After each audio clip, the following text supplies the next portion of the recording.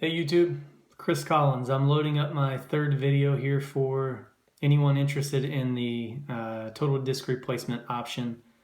First two videos, if you haven't had a chance to see them, basically cover the following. So a year and a half ago, I decided to do the total disc replacement, which you can still slightly see the scar here. It's the C5, C6 level. That's the disc that was herniated in my neck. The first video, just as a quick summary, basically detailed all of the symptoms that I had dealt with for years leading up to the time of doing the surgery. I talked about why I chose to finally do the surgery, how I chose the surgeon I chose, how I chose the disc, because there are multiple options, how I chose total disc replacement to begin with, because there are other surgeries that deal with it in terms of like minimally invasive surgery or fusion surgery. So basically, what was my decision-making process like leading up to it? What was the surgery itself like leading up to it, the day before, the day of, and then the couple of days to follow what the recovery was like. Video 2 was a few months post-op, just talking about how I was doing. And then since that time, I've gotten a lot of really, really good questions and a lot of requests to say, hey, now that it's been a year and a half or more, there aren't many videos on YouTube talking about folks who have had the surgery, a year and a half, 2 years ago. How are you doing? Can you do another video? So I'll try to keep this short, but essentially that's what this video is going to cover. Here is the long and short of it right out of the gate. I'm doing fantastic. My range of motion is great. The disc is exactly where it's supposed to be. It hasn't moved. It's functioning as it should. And I'll talk a little bit about how I know that and the various tests I've had done. But yeah, so I think to be most helpful, or at least in my mind, how I think, I think in terms of numbers.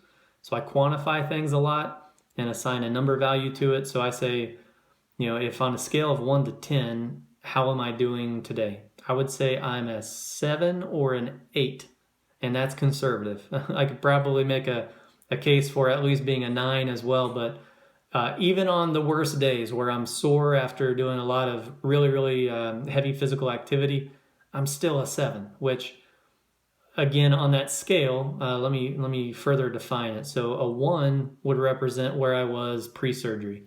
So a 1 would be the daily headaches, the pain in my neck and the burning in my shoulder blades, and occasionally the pain going down in my arms, and the frequent flare-ups every year, 2, 3, 4 times a year. My neck would flare up, meaning, in the midst of some activity that was unexpected, it would just have this excruciating pain in my neck, and for a week or more, I would be immobile. I could not move my neck. It hurt to get in and out of bed. I would have to go to the doctor and get a really strong anti-inflammatory pack to take over the course of that week. Many times I was having to take pain medication.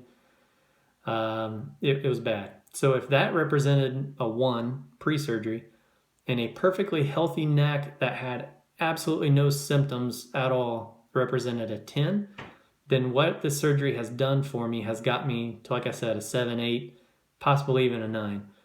Why I think that's helpful to quantify it, and I hope that it is helpful for you, is because I want to ensure that I'm setting proper expectations.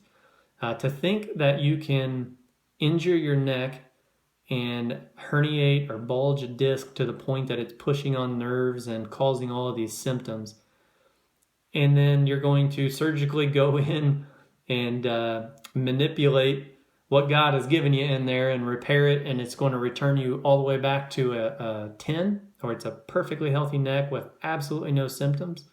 It's probably unrealistic.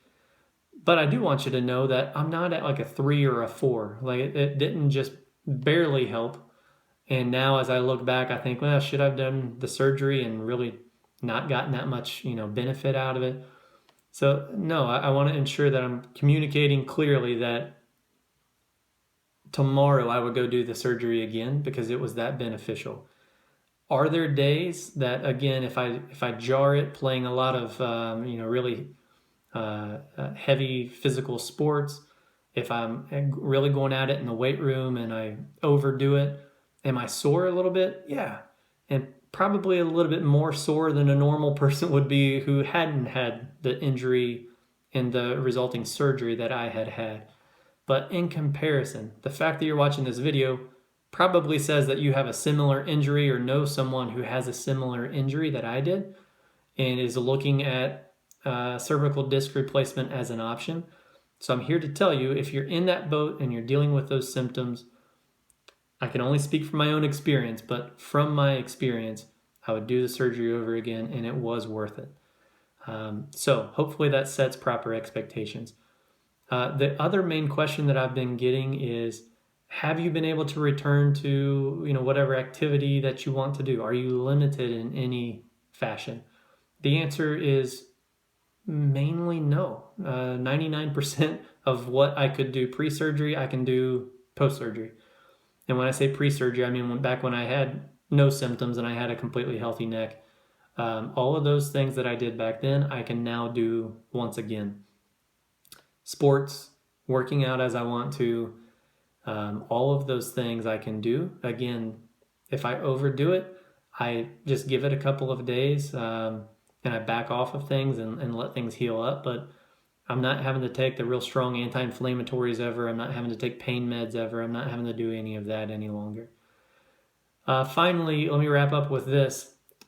The reason I say I can return to the vast majority of what I was doing when I had a healthy neck, I did find one exception, and this exception was actually good because it scared me a little. So I went and did some tests to ensure that the disc did not move and everything was functioning as it should. So let me quickly tell you that story and then I'll wrap up.